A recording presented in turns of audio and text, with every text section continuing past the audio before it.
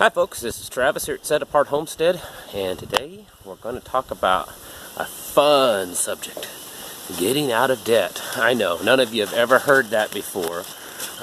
You've never heard anyone tell you that you should get out of debt. I get it. I've got dogs running around me. I'm going to try to keep them away from the camera so they don't knock it over. Well, I'm going to tell you the same thing. You got to get out of debt. You really need to. But I may have some slightly different perspective as some would, because I'm not some financial expert guru. Yeah, there they go. Maybe they'll leave us alone. It's necessary. You really do. You know, it's kind of ridiculous to see how, as a nation of people, our government and us as individuals have just become nothing but debtors. It's kind of crazy. Now, I know that there's going to be those out there that are like, oh, because I've heard them say it before. I don't need to get out of debt. In fact, you know, with all the stuff that's about ready to happen, you know, we should just go out and go buy a bunch of stuff and run up a bunch of credit, because when, you know, the poop hits the fan, it's not going to matter anyways. There's not going to be anyone to come get me and come get my house. It doesn't work that way. Now, could there be a scenario happen, the end of the world as we know it, to where government completely collapses and all of society completely collapses, to where there is no, you know, there's no banks, there's no government, there's no law enforcement? Yeah, that's absolutely possible. But most scenarios that, you know, you should be preparing yourself for don't necessarily end that way. There's a lot of SHTF stuff that can happen that still leaves the government and banks and institutions somewhat organized so that they could eventually come and get your stuff that you're not paying on anymore. You know, you could lose your job because of it, but they'll still come and take your house. You know, the Great Depression had to be one of the bigger SHTFs that's happened in American history, and people still lost their homes because of it. You know, the government still existed, banks still existed. There was a lot of people starving, a lot of people homeless and other problems, but those institutions still existed and they still came and got their stuff. So don't buy into that. I'm here to tell you flat out, do not buy into that. Sure, there could be a type of apocalyptic scenario to where those institutions just no longer exist. And I know that a lot of people talk about that. There's tons of movies made about that, but the reality is there's far more possible scenarios of an SHTF happening and those institutions still existing. You know, they may be damaged a little bit. It may take them a little bit to get on their feet, but they'll still come back and they'll still come get your stuff. So don't buy into that, number one. Number two, well, I don't really have these things numbered, so I don't know why I'm doing the number thing. You know, from a homesteading perspective, it's really hard to put all the time that's needed into developing your land and your home if you're constantly having to work to pay off all the ridiculous amounts of debt that you have. So you need to get out of debt for that. Now, getting out of debt is somewhat difficult, but really it's not that difficult. You just have to stop spending money. You have to stop spending money and maybe get rid of some of the stuff you have. I find it rather disgusting that we live in this, you know, consumer, materialistic driven society, that it's all about buying. Get more stuff, new stuff, the biggest stuff, the coolest stuff, the high-speed stuff, so that you can look good. I hate that. I really do. It just disgusts me that we have, you know, turned out to be that way, and it's really just in a short amount of time that pretty much the entire population of the Western world, for that matter, is just this consumer-driven. It's, you know, it's almost like this virus that's just overtaking us. And it's disgusting. Everything we replace things before they need to be replaced just so that we can have the newest, coolest thing. And everything, you know, it's okay to just go into debt. And you see these people that You might think, wow, they must have a lot of money. Look at that house, look at that car, look at what they own. Yeah, but you see how much money they pay out every month in bills, and you'll think that they're probably not that rich. And that's just how it is. So, you know, you've got to stop spending money. You know, tear yourself apart from that society, from that world that we live in. And as followers of the book, if you're a Bible-believing follower of the way, Yeshua in your heart, then you can't really be set apart and be different if you're falling into that consumer-driven, materialistic world either. Now, that doesn't mean that we don't need things. Sure, we do. But we don't have to buy into that, you know, obsession of having the biggest, best, fanciest, newest, latest, coolest, high-speed, whatever. So, you know, the first thing of getting out of debt is just stop spending money. Stop spending money. Stop, you know, putting things on credit card. You probably don't need it. You know, anything worth having is worth saving for. My grandfather said that over and over again. I always remember him saying that. It's getting windy out here, so I hope it doesn't make it difficult to hear what I'm saying. But that's the first thing, is just stop spending money. It's pretty simple. You know, do you really need that brand new cool truck or car? Will an older car that you can pay cash for do the exact same thing? Yeah, you may not look as cool driving around in it, but it'll probably do the same thing. I remember, well, I guess to tell you a little bit about my story. When I was young, between the ages of 18 and say 25, I had a really good job, made good money for my age back then, and I had amazing credit. And I took advantage of it.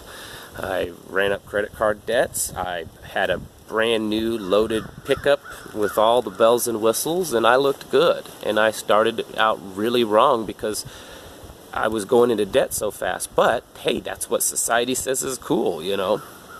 And I was about 25, so it's been almost 20 years ago, that I kind of come to realize that that's also about the same time that I really got into preparedness too. And I realized that I don't need all this stuff to exist. And I took my brand new fancy pickup truck and I sold it and was able to break even on it. Then I went and bought me an old junker. I thought it was kind of a cool old truck. I only paid $800 for it. And I drove that thing for quite a while. And I took the money that I was paying on the brand new truck and I started putting it on other debt. And was able to pay things down and got myself out of debt. And since then, I've just stayed that way. Does it make it difficult sometimes? You know, I don't have the coolest vehicle. I drive old vehicles. The two vehicles we have right now, I paid less than $1,000 for each of them. And I do most all my own maintenance on them. And we drive them until they're just kind of falling apart, or, you know that there's not much, you know, life left in it, and we find another one for around that price. And so, yeah, we're not driving around some flashy new vehicle, but I also don't make, you know, $500, $600, $700 a month truck payment that I've heard that some people do, and that's just insane. You know, back when I had a truck payment, they weren't that much, but I've heard that's what some people pay nowadays, because these vehicles are just crazy expensive. You know, $40,000 to $60,000 for just a regular truck. You know, I saw something the other day, the newest, you know, 1-ton Ford loaded everything's going to be nearly $100,000. Back when I was a kid, a $100,000 car was like a Ferrari. Anyways, I'm digressing. But you got to get out of debt.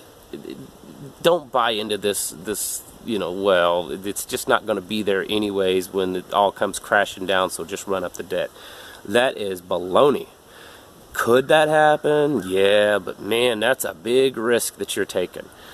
So, you know, quit being a slave. I know you probably all heard that. You're slave to the system, slave to the system. Well, you are. When you're in debt, you're a slave to whoever owns that debt, because, you know, the part of you they own. So get out of it. And how you do that is not just not spending, but you might have to live like you're poor for a while. I know that just sucks for a lot of people, but you might have to kind of live like you're poor. Maybe that means cutting off the internet, or cutting it way down to just basic stuff, getting rid of satellite, cable, maybe just having a cheap old throwaway phone or something like that. You know, maybe selling off, you know, the 10 TVs that you have hanging in your house. I know I'm being judgmental. I shouldn't be that way. I'm speaking kind of in a joking way. But I know that there are people that have that. That they have a TV, big flat screen hanging on every wall of their room, their house just about. And you got to get rid of that kind of stuff. You know, I mentioned the people that look like they're rich, but yet they've got, you know, loads of debt every month that they pay. Do you realize how much money those same people could have if they lived like they were poor? Maybe they have a good job and they make good money, but then they spend it all on bills every month. What if they lived kind of like they were poor? Now, you don't have to live like dirt poor poverty, but, you know, cut way back and then take all that money, pay off debt, put it in the bank. Do you really need that 4,000 square foot, you know, all brick home in a gated subdivision? Probably not. Maybe you can find a smaller home that's, you know, still nice, just small. It's not luxurious, but it keeps you warm and dry at night. And take the rest of that money and put it in the bank, or put it under your, you know, mattress. Really, I don't trust banks either anymore. But that's how you got to get out of debt. You know, if you, in some ways, you know, it's kind of funny. I've had people, you know, in the last couple of years, kind of not come out and say it because it's rude, but they make you feel like they think that you're poor. You know, I've pulled up like at the feed store in my broken down old vehicle, but hey, it runs. And they kind of, you know, oh, yeah, you know, I bet he's kind of poor and everything. Hey, I don't care. I don't really care what people think. All I know is that I don't pay the amount of money that I see the other guys at the farm store in their brand new pickups. And I don't have, you know, the other bills at home that they do. You know, yeah, I use a cheap phone that I got free for signing up because it was just a super cheap phone. But I'm not paying the amount of money that people pay for these fancy new iPhones. I don't even know what's out. I don't keep up with it. I don't care. I'm not going to get it anyway, so why do I look at that kind of stuff? You know, we don't have a big fancy flashy TVs and stuff. And I'm not saying this to brag. I'm just telling you this is how we do it. You know, we've cut our income down so that we can live out here because, you know, in our mind, you know, I think, what's the point of living out like this, having this land and the freedom out here in the space if I'm still tied down to a job working 90, 100 hours a week? And I've done that before. I did that for years. You know, I remember I went 4 years once that I worked no less than 90 hours a week at a job. I mean, it was usually more every week. That was the light weeks, was 90 hours. And I look back at that and I think, why did I do that? So that I could have something newer and fancier? And if I was having to work that way to maintain our standard of living out here, then I'd never get to enjoy it. So we've reduced our standard of living so that I don't have to, you know, go out there and work 90 hours a week. And so you have to, you know, unless you're just blessed with being wealthy, come from a wealthy family, you know, hit the lottery or something like that. And the majority of Americans really do live paycheck to paycheck. And you have to set your priorities. Which is more important? Having the freedom to live out like this, having the security to live out like this, or having something nice and fancy? And you just have to make that decision. You know, from a preparedness standpoint, you're dumping a lot of money, you know, between the fancy stuff that you're buying and then the interest on the debt that you're giving away to the banks. A lot of that money could be used to make yourself a little bit more prepared, you know, improve your property, improve, you know, get the tools and things necessary to work on your homestead, and then also supplies that you might need for your, you know, preparedness level. Think of it that way, that if you get out from under all that debt, then how much more money that frees up to get those things that you really need in life, that are really important. You know, not some fancy new computer or something like that, or video game system, or whatever it is that's the coolest thing nowadays, because I don't really keep up on it. And I'm not saying this in a condescending way, or at least I don't mean to, and I'm not meaning to, you know, put anyone down that's living that life, because I lived that life. I know what it's like.